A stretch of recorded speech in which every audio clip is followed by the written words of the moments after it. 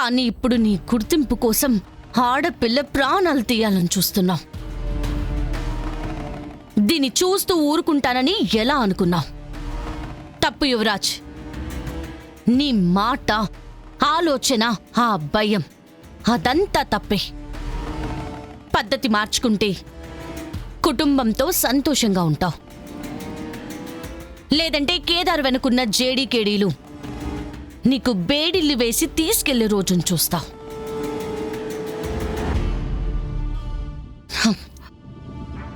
తప్పుని ఈరోజు మేము అడ్డుకున్నాం కాబట్టి ఊరుకుంటున్నాం. ఇంకొకసారి ఆ ఆలోచన నీకొచ్చిందనుకో,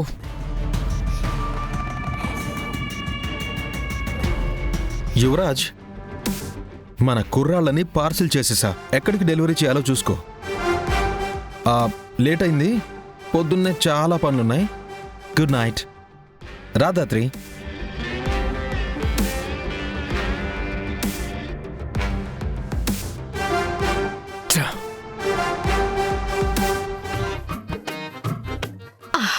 అబ్బో,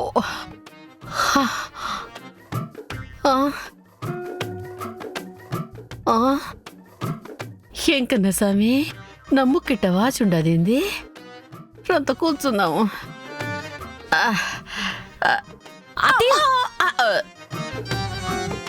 ఏమైంది? అయ్యో, ఎందుకలా నడుస్తున్నారు? ఏమైంది అత్తయ్య? కూర్చోండి కూర్చోండి కూర్చోండి. వదిలే అమ్మే, వదిలే. పులిలా తిరిగేవాళ్ళు ఇలా కుంటుకుంటూ తిరుగుతున్నారు. సింహంలా గర్జించేవాళ్ళు ఇప్పుడు ఇలా మూలుగుతున్నారేంటి? అసలు ఏనుగులాగా. ఆపమ్మే, ఆపో. నువ్వు తిడతా ఉండవో పొగుడుతా ఉంటావో అర్థం కావట్లేదమ్మే. అయ్యో అత్తయ్య, మిమ్మల్ని మిమ్మల్ని నేను తిడతానా? నాకు అసలు అంత ధైర్యం ఉందా?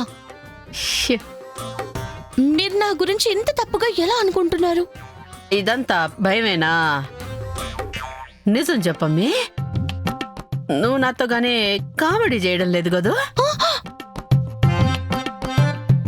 మీరిలా మాట్లాడి నా మనసు బాధ పెట్టుకున్నత్తయ్య. అయినా మీరేమైనా కామెడీయేనా?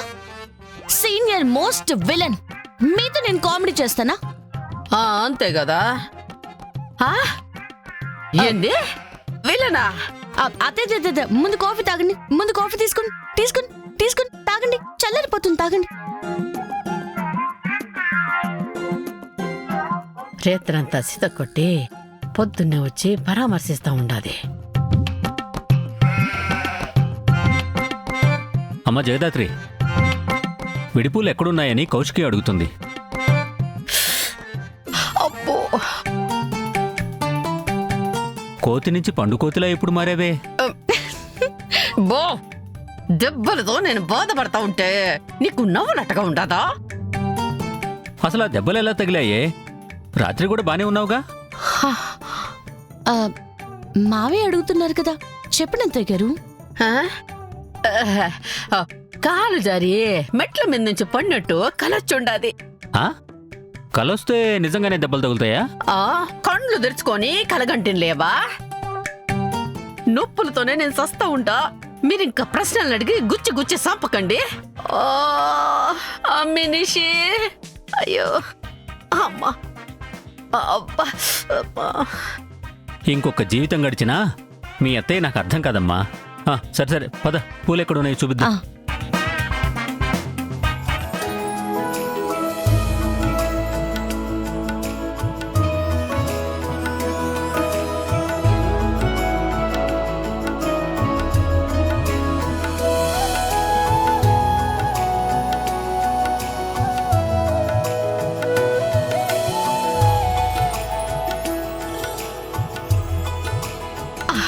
అబ్బో,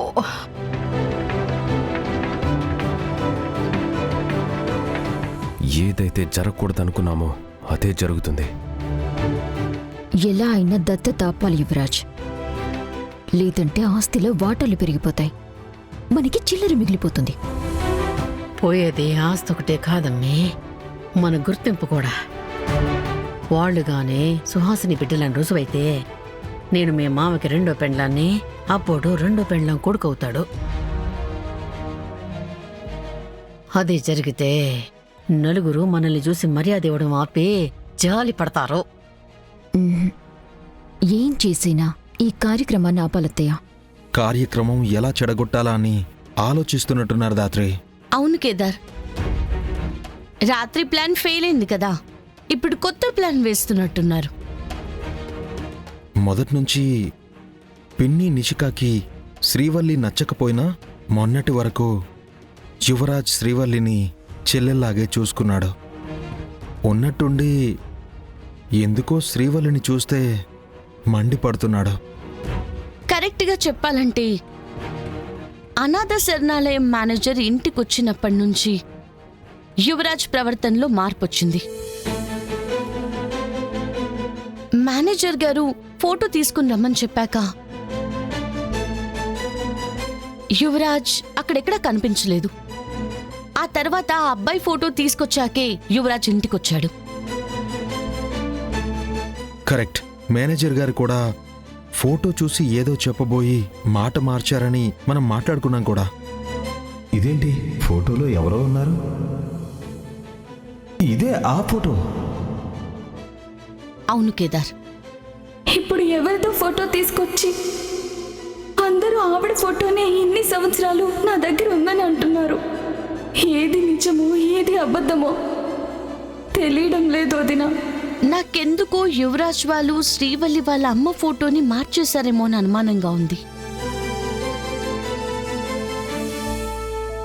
ఫోటో ఇంటికొస్తుందని తెలియగానే యువరాజ్ వెళ్ళి ఆ అబ్బాయిని కలిసి కొట్టి బెదిరించి ఇప్పుడు ఫోటో ఇస్తే తీసుకెళ్తా, ఇవ్వకపోతే నిన్ను చంపైనా తీసుకెళ్తా. ఫోటోని మార్చేశాడేమో అని నాకు అనిపిస్తుంది. శ్రీవల్లి వాళ్ళ అమ్మ ఫోటో ఇదే అనుకో. అంటే ఇప్పుడు ఆ ఫోటో ఈ ఇంట్లోనే ఎక్కడో ఉంది. నాకు తెలిసి వాళ్ళ ఆ ఫోటోని వాళ్ళ రూమ్లోనే ఎక్కడో దాచుంటారు. ఆ ఫోటో చూసి శ్రీవల్లి వాళ్ళమ్మ ఎవరో తెలుసుకుంటే కాని తన కూతుర్ని తీసుకెళ్లి అత్తయ్య అనాథ శరణాలయంలో ఎందుకు జాయిన్ చేసిందో, ఎందుకు శ్రీవల్లిని శత్రువులా చూస్తుందో, ఎందుకు నిషి వాళ్ళు తనను అస్సలు దగ్గరికి తీసుకోలేకపోతున్నారో మనకు తెలిసిపోతుంది. ఎలాగూ దత్తత కార్యక్రమం అయ్యే వరకు ఎవరూ లోపలికి రారు. వెంటనే వెళ్ళి ఫోటో వెతుకుదాం పదదాత్రే.